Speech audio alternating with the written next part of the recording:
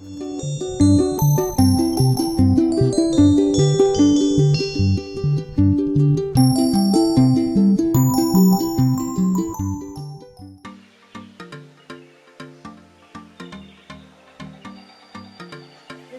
mix that I bought at Quick Trip is only like $5.79, and this is my lunch already. And I mix it with the cheese, chicken, and corn and beans, black beans, and red strips and purple chips. Yan. And then of course the guacamole.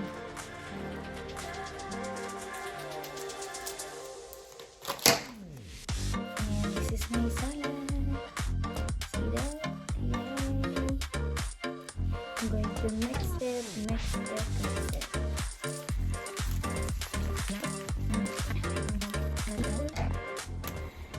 Hello guys! So, eto na siya. Yung salad na na-mix ko kanina. And this is my lunch. Now, I'm gonna finish this. I'm gonna do mukbang my vegetable salad. Ayan, look at that. I bought this only at the Quick Trip, like $5.79. So it's good. It has chicken. It's a grilled chicken and guacamole, cheese, corn, and black beans, and it comes with the red strips and purple chips. I think where is it? And a bell pepper. There's a bell pepper too. I like the bell pepper here because it's so sweet.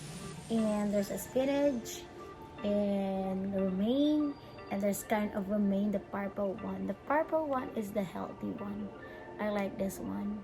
So I tried this before. So this time I bought it and I'm so happy. So join with me eating with the salad. Come on. Kain tayo guys.